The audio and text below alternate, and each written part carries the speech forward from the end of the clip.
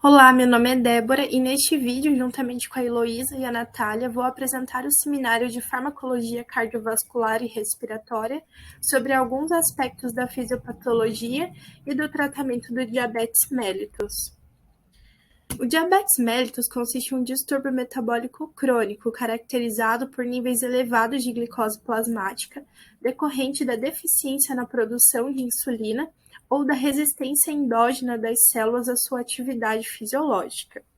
O diabetes mellitus tipo 1 é uma doença autoimune e poligênica, na qual os linfócitos T CD8+, invadem as ilhotas pancreáticas e atacam seletivamente as células beta, destruindo-as, o que leva então a uma produção insuficiente ou nula de insulina. E por se tratar de uma doença autoimune, os sintomas acabam se manifestando mais precocemente, de modo que a maioria dos pacientes são diagnosticados ainda na infância ou na adolescência. Já o diabetes mellitus tipo 2 possui uma etiologia complexa e multifatorial, envolvendo alterações genéticas e fatores ambientais que comprometem a atividade da insulina, levando a uma resistência insulínica através da redução do número de receptores de insulina ou através da redução da afinidade desses receptores à insulina, ou até mesmo ainda comprometendo a resposta intracelular da insulina. O diabetes mellitus é um importante problema de saúde pública. Nas últimas décadas, a sua prevalência aumentou significativamente em quase todos os países e pode ser considerado uma epidemia crescente. Segundo a OMS, em 2017, cerca de 8,8% da população adulta mundial sofria de diabetes mellitus, representando um total de 424,9 milhões de indivíduos. O diabetes tipo 2 é a forma predominante entre a quarta e a sétima década de vida e representa pelo menos 90% dos casos.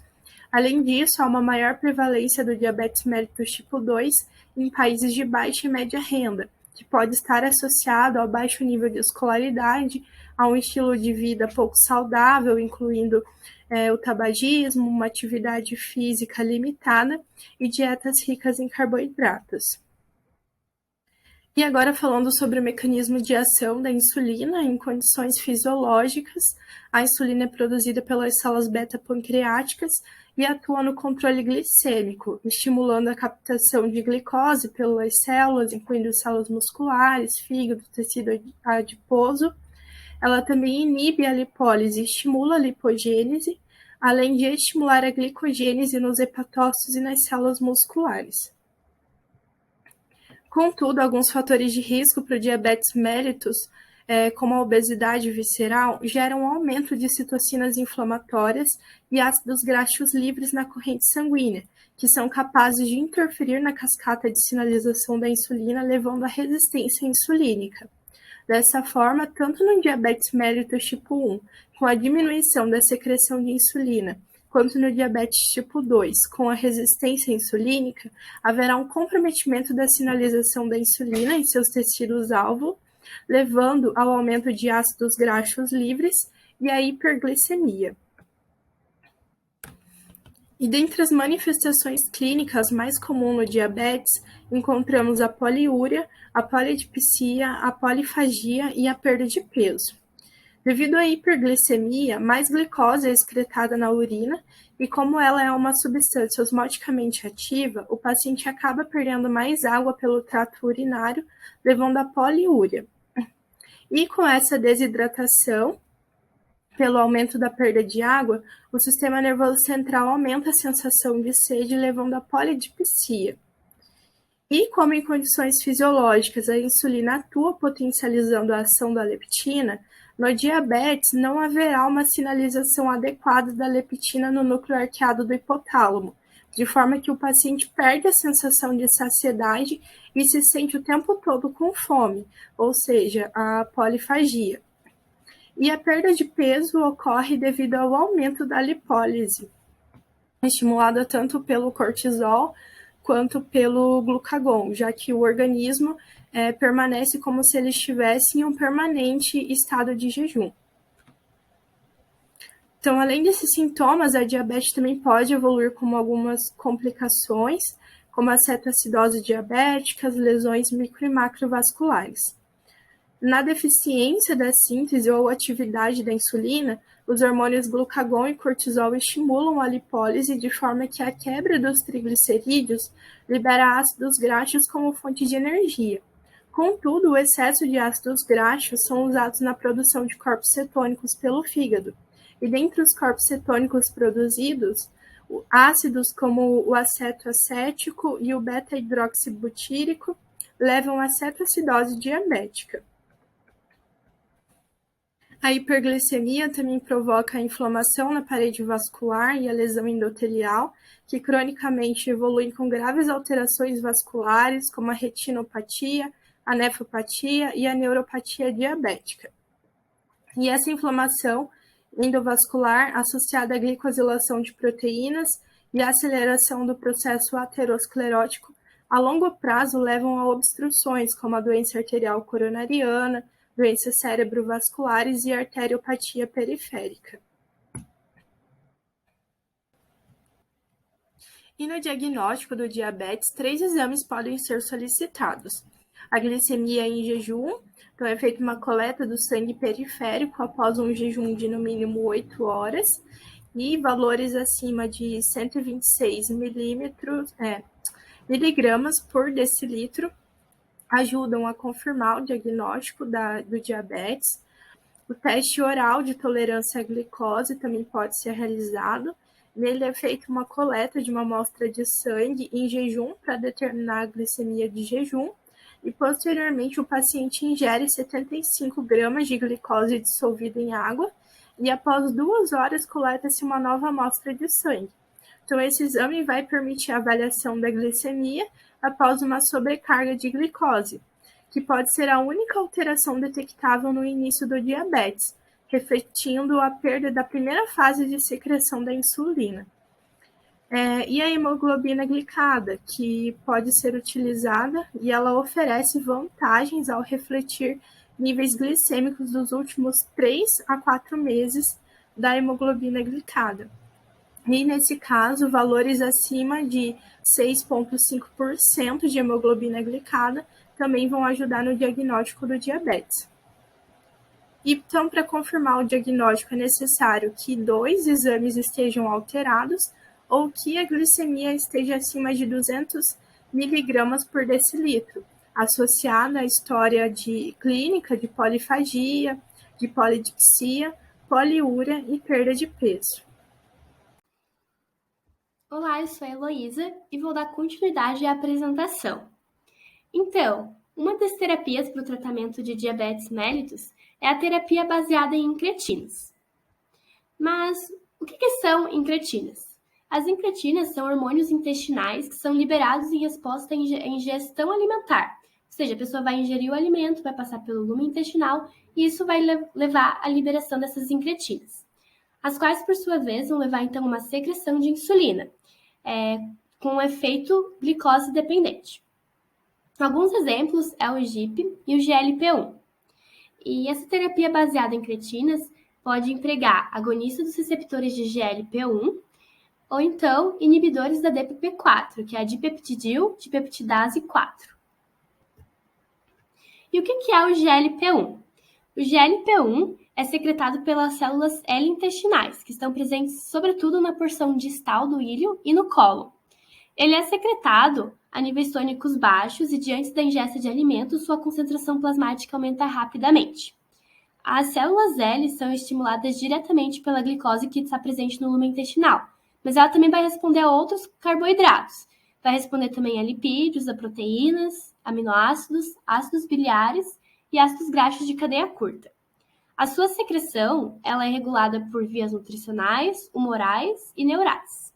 E uma vez liberado, o GLP-1 vai agir por meio de vias endócrinas, parácrinas e neurais, tendo seu efeito no organismo compatível com a distribuição de seus receptores. E um efeito que vale a pena comentar é o efeito incretina, em que a administração da glicose por via oral vai produzir uma resposta insulínica muito maior em comparação se essa glicose fosse administrada via endovenosa, Isso, inclusive, é responsável pelo aumento de até 70% da secreção de insulina em indivíduos normais, com uma resposta de tolerância oral à glicose normal, depois da ingesta de alimentos. E o GLP-1 ele possui receptor em vários locais, como o cérebro, o coração, o estômago, o intestino e também os rins.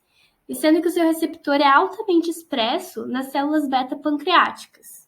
E nessas células, diante da ligação do GLP-1 ao seu receptor, que é acoplado pela proteína G, como a gente pode ver aqui, vai levar à ativação da adenilaxiclase, que vai converter o ATP em AMP cíclico, o qual, por sua vez, vai ativar a PKA, que é responsável por fosforilar proteínas intracelulares, promovendo, então, a liberação dos grânulos de insulina, porém, isso só na presença de níveis estimulatórios de glicose. E, além de estimular a secreção da insulina,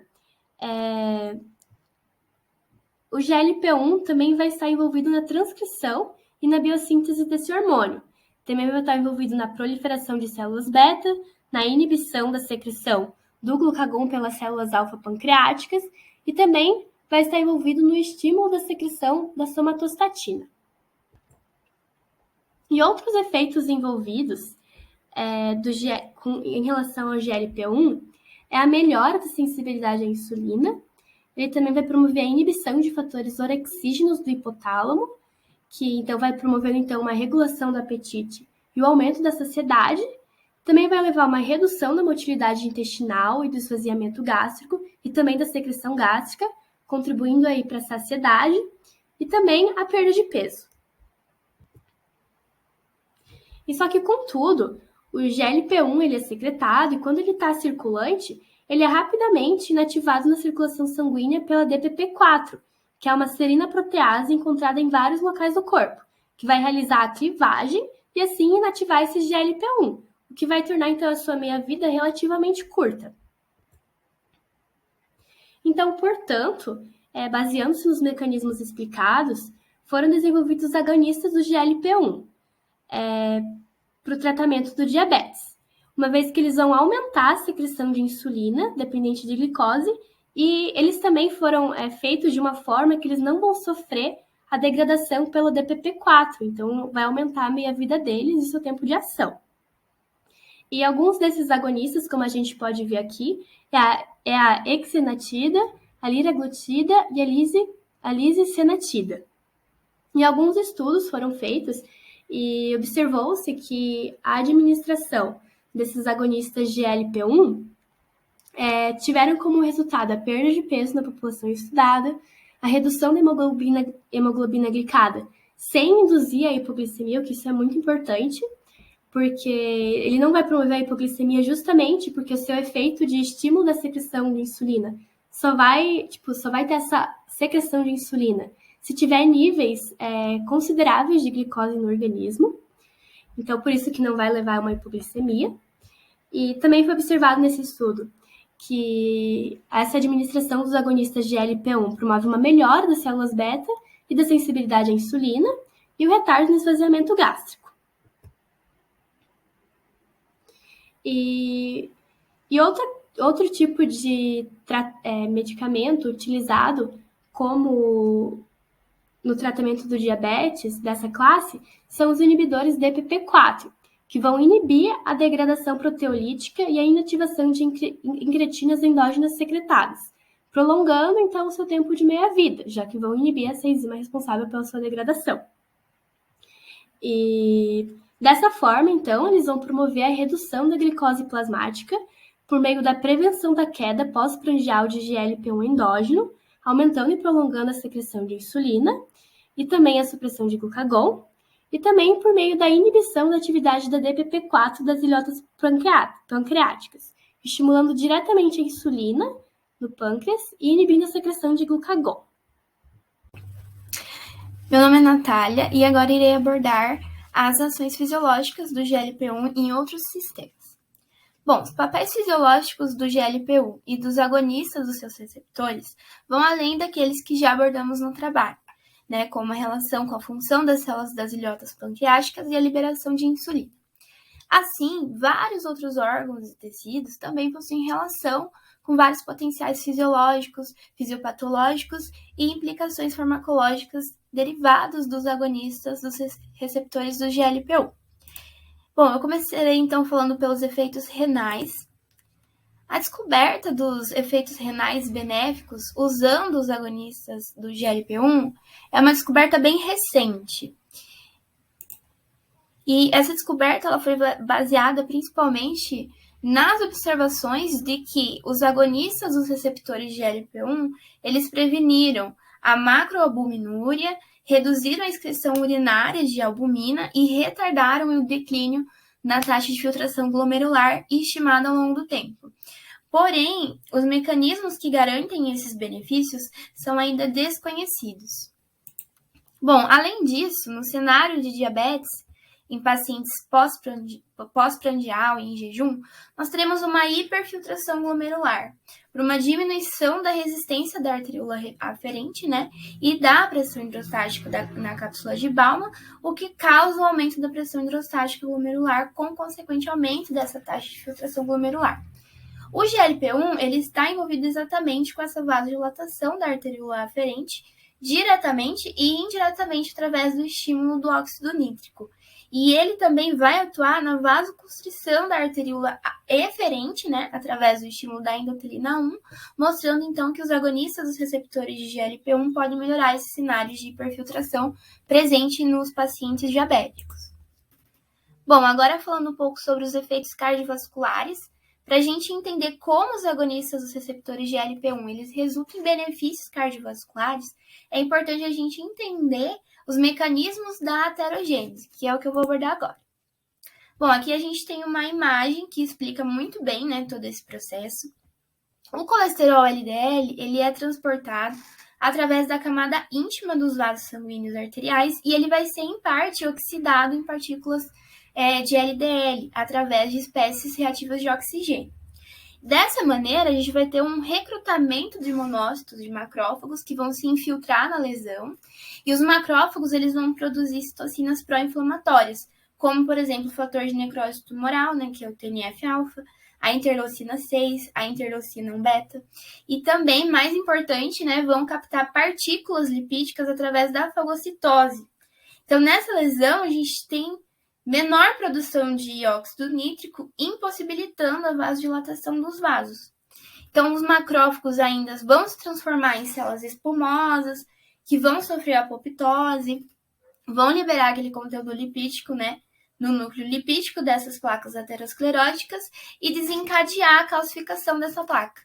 Então, as placas estáveis, elas são caracterizadas por uma capa fibrosa, né, principalmente de colágeno, que vai ajudar a prevenir a ruptura dessa placa, né? Só que, no entanto, à medida que a aterogênese ela vai progredindo, áreas necróticas maiores vão se formar, né? E as células endoteliais vão acabar sofrendo apoptose, destruindo também aquela matriz celular que fazia a capa fibrosa. E isso pode resultar em uma ruptura dessa placa, né? Como formação de trombos, sangramento, né? Nessas áreas da placa necrótica. E por que eu estou explicando tudo isso, né? Porque os agonistas dos receptores de GLP-1 eles vão agir exatamente nesse cenário. E como que eles vão agir nesse cenário, né? Existem estudos que demonstram que através de experimentos animais, né, usando células humanas, inclusive, que os receptores de GLP-1 expressos nas células endoteliais, em monócitos, macrófagos e células musculares lisas vasculares, produzem muitos efeitos que vão interferir nesse processo de formação ou no processo de ruptura da placa aterosclerótica. Então, primeiramente, a produção de espécies reativas de oxigênio ela vai ser reduzida pelo GLP-1, né? Bem como também a estimulação do receptor também diminui a expressão de moléculas de adesão, resultando então numa redução do acúmulo de monócitos nessa parede vascular, que vai retardar a formação das células espumosas e também da apoptose dessas células. Então, o resultado geral de tudo isso é uma desaceleração da progressão da placa aterosclerótica e estabilização dessa placa, né, o que traz benefício para o paciente. Em uma meta-análise de 7 ensaios clínicos randomizados, né, foi comparado o uso dos antagonistas os agonistas dos receptores de GLP-1 com placebo.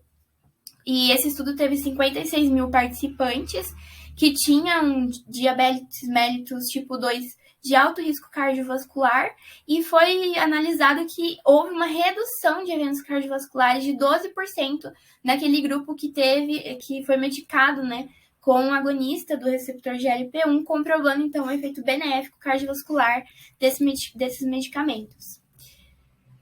Bom, os efeitos importantes também vai ser a diminuição da reabsorção intestinal de sódio e aumento da natriurese, né? Isso se deve à inibição do trocador de sódio hidrogênio presente na borda escova do túbulo proximal renal, sendo que os agonistas dos receptores de GLP-1, eles aumentam a geração de AMP cíclico nas células renais, causando então a fosforilação da proteína trocadora, né, desses íons por uma PK, uma proteína quinase A, o que vai reduzir a atividade dessa proteína trocadora, causando esses efeitos de natriurese. Bom, agora falando sobre a perda de peso relacionada a essa classe de medicamentos. Bom, existem evidências, né, de que esses medicamentos eles reduzem o apetite e o consumo alimentar, né, consequentemente, aumentando então a saciedade, a sensação de plenitude pós-prandial, limitando a ingestão calórica, sendo que todos esses efeitos são após um tratamento de longo prazo, né, e vão levar à perda de peso, mas é importante salientar que dependendo do medicamento dentro de uma mesma classe, são perda de peso em graus variados. Vou explicar mais posteriormente. É interessante abordar isso, né, porque a maioria dos outros agentes redutores de glicose, exceto os inibidores do cotransportador de sódio-glicose 2, que é o SGLT2, geralmente vai levar a algum ganho de peso, como, por exemplo, as sulfonilureias, a insulina, né? Ou também são neutros em relação a essa perda ou ganho de peso, como a metformina, os inibidores da glucosidase. Inclusive, a liraglutida, em dose um pouco mais alta do que aquelas usadas para tratar o diabetes mellitus em si, ela já é um medicamento aprovado para terapia farmacológica da obesidade. Já a semaglutida, ela tem uma eficácia maior ainda em relação à perda de peso, né? Feito em ensaios clínicos com pacientes de diabetes mellitus tipo 2, né? E ela também está sendo avaliada como um agente de perda de peso em indivíduos obesos sem a doença, sem o diabetes mellitus. Bom, outros agonistas do receptor GLP-1, como a albiglutida, ela já não possui efeito sobre a perda de peso. Então, entra naquela questão, né, sobre os graus variados.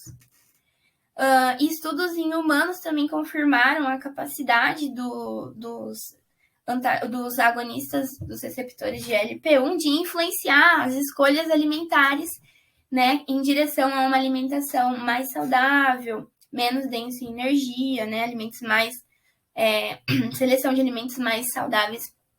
E essa relação da perda de peso é importante no sentido do paciente diabético, então, ter esse duplo benefício numa mesma classe de medicamento. Essas são as nossas referências usadas no trabalho, e muito obrigada pela atenção.